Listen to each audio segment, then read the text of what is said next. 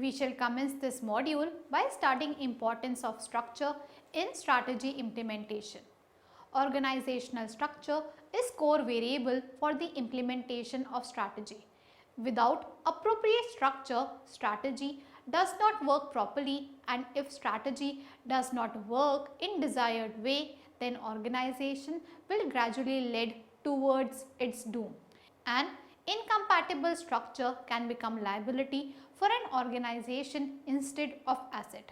Hence, for organization to work effectively and efficiently, there should be proper fit between strategy and structure. There are two parts of organizational structure. First part is suprastructure, which is more obvious and is based on differentiation and grouping of activities into various departments and is shown in organization's chart. Second part is infrastructure, which is not obvious and is present in form of authority, responsibility, relation, information system and communication channel. Structure should be compatible with strategy for successful implementation of strategy. If structure is not compatible with strategy, then it may ultimately lead to collapse of organization in the following way.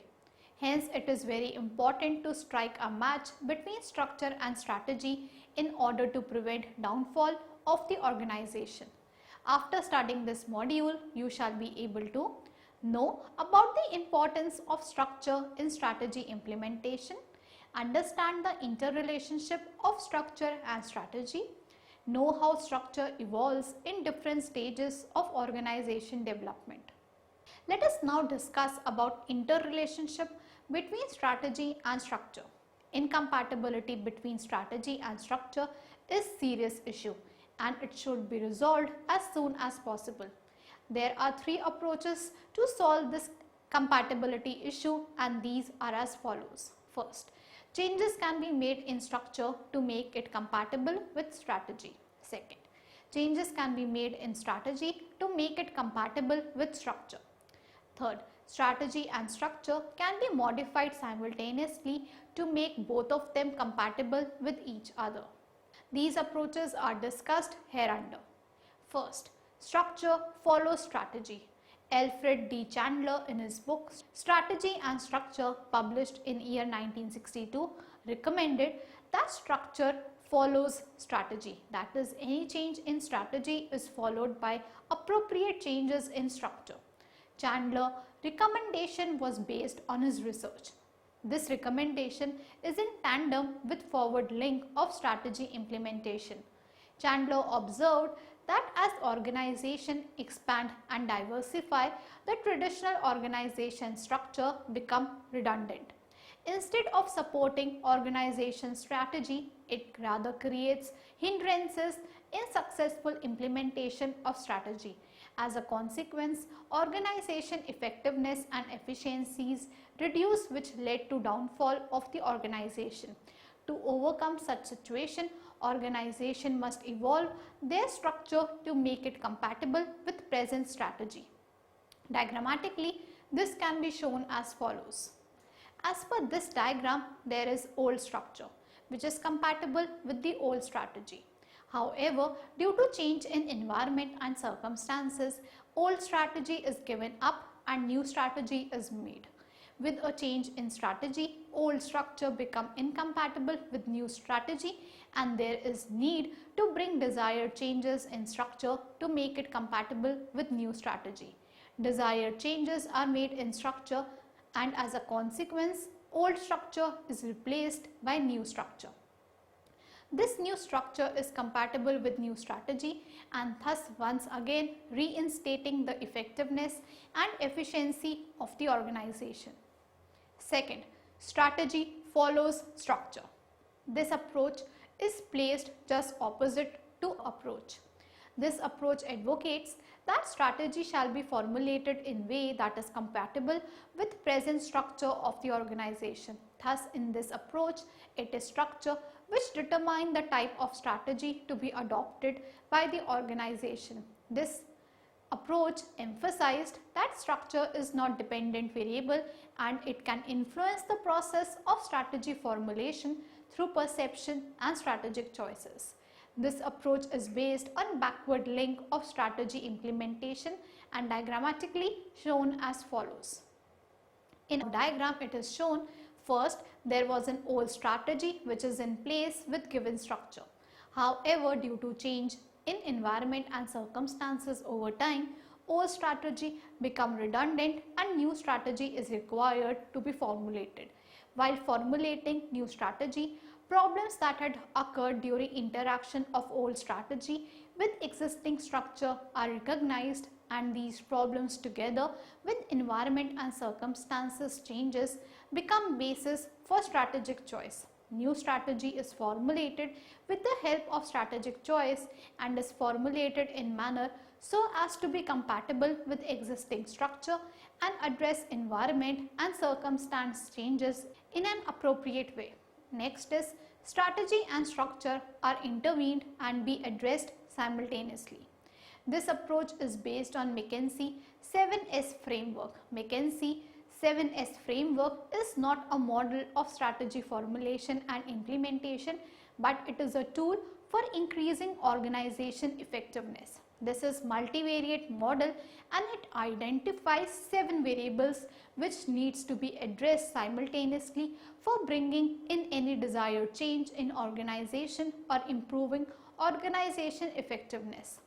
The 7 variables of this model are interconnected together and each of them cannot be considered in isolation. This model is diagrammatically shown as follows.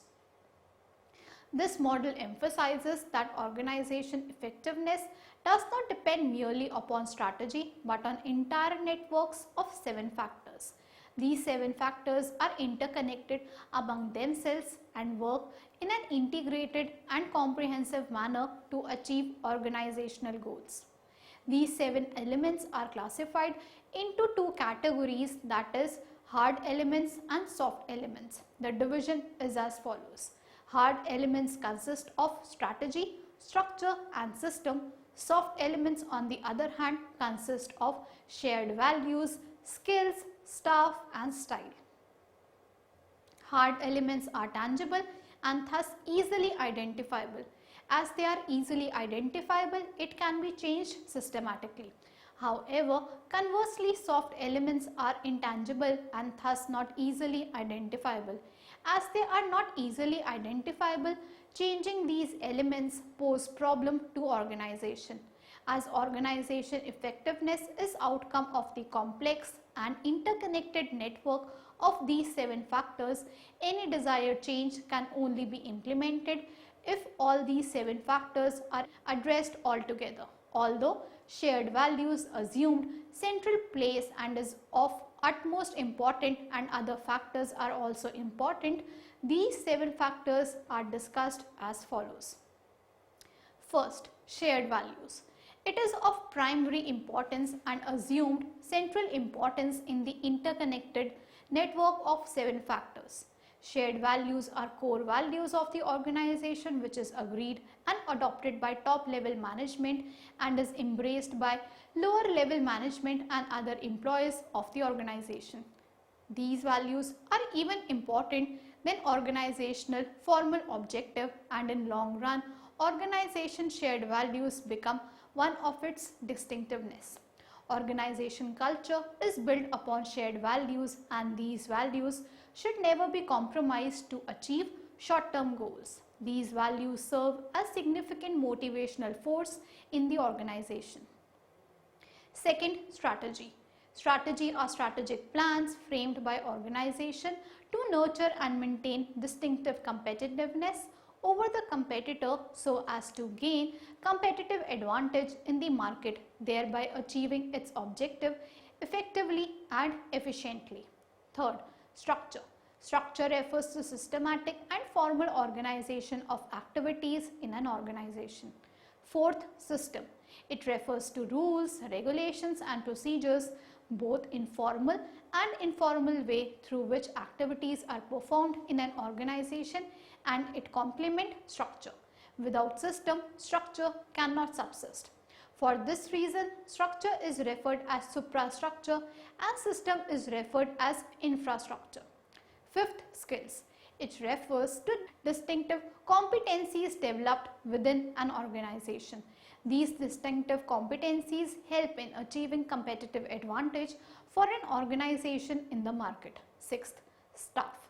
It refers to process of recruitment of new people and their training and development under the supervision of senior manager so as to effectively cater them within organization. It also includes skill development program of existing employees. Seventh, style. It refers to leadership style of top management. Style can be inferred from pattern which might be developed among members of organization while making decision. Successful implementation of strategy requires proper coordination and alignment among all these 7 factors. It usually happens that while implementing strategy, top management tend to ignore soft elements. This jaffe on part of top management leads to ineffective implementation of strategy, due to which organization is not able to achieve its desired objectives. Thus, both soft and hard elements of this network should be aligned and coordinated so as to achieve desired outcomes. Next, moving on to evolution of structure in different stages of organization development. An organization cannot work successfully throughout its life with one unique structure. As organization expands, there arises need for change in structure. Thus, structure changes with change in organization scale of activities. At every stage of organization growth, different kind of structure is required. Diagrammatic representation of evolution of structure needed at different stages of organizational development is as follows. First, entrepreneur structure. At initial stage, when organization is operating at small scale, there is no formal structure. Entrepreneur dominates organization and controls and manages all significant activities in an organization. As there is no formal structure, it can be adapted to all situations and is extremely flexible and dynamic. However, the major limitation of this structure is the limited capabilities due to complete dependence on entrepreneur. Second, functional structure. As organization grow, it becomes difficult for entrepreneur to manage organization solely. Due to expanding scale of operations, there arises need for specialists to manage specialized activities. Organization starts internalizing different functions and each function is managed and controlled by experts of that function. Formalization of structure start from this stage. Organization is still controlled centrally with responsibility for management and control of different functions is assigned to functional managers. Diagrammatically, functional structure can be shown as follows.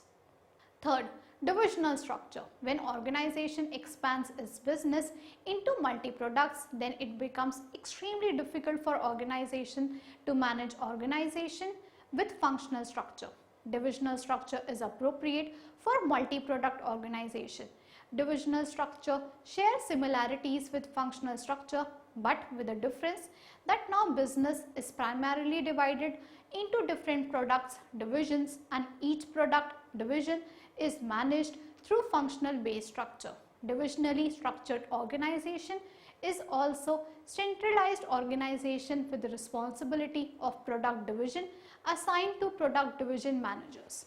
Diagrammatically, functional structure can be shown as follows. Fourth, strategic business unit. When a multi-product organization expands tremendously in scale of its operation, it becomes increasingly difficult to centrally manage and control the organization. Hence, decentralization occurs at this stage of development when division managers start working independently. At this stage, division managers do not work under supervision of top management and are solely in charge of their division. At this stage of development, division attain the status of strategic business unit with following characteristics. First, unique mission, external market focus, control of its business function. The basic tenet of this kind of structure is to decentralize on the basis of strategic features rather than on any other basis such as functions, products, size, area, etc. Fifth, matrix structure. This form of structure is suitable for very large scale multi-product organization operating in uncertain and complex environment. As multi-product organization scale of operation become heavily voluminous and complex, division managers need expert advice for managing their respective functional area. Hence, this kind of structure incorporates the elements of both functional and divisional organization. Thus, this structure provides stability due to presence of functional structure and flexibility due to presence of divisional structure. Matrix structure is highly tactical in tackling with complex and uncertain environment. Diagrammatically, functional structure can be shown as follows. Thus, an organization expands from small firm to conglomerate diversification. Structure should also evolve from entrepreneurship to matrix structure. Hence, structure should be in tandem with organization scale of operations, and if structure is not changed so as to accommodate organization's growth, scale of operations and increasing complexities, then organization effectiveness would reduce substantially, ultimately resulting in collapse of organization. Let us now recapitulate what we have learned so far. This module discusses the importance of structure in successful implementation of strategy. If structure is not compatible with strategy, then it reduces the organization effectiveness. Due to decreased organization effectiveness, inefficiencies in the organization increases, which result in losses, ultimately leading to collapse of the organization. As structure should be compatible with strategy, there are three approaches to maintain compatibility between structure and strategy. These three approaches are: first, structure follows strategy; second, strategy follows structure; third, strategy and structure are intervened and be addressed simultaneously. Alfred D. Chandler, on the basis of his research, concluded that structure follows strategy. Chandler observed that as organization expands, existing structure became inefficient to address new problems and complexities.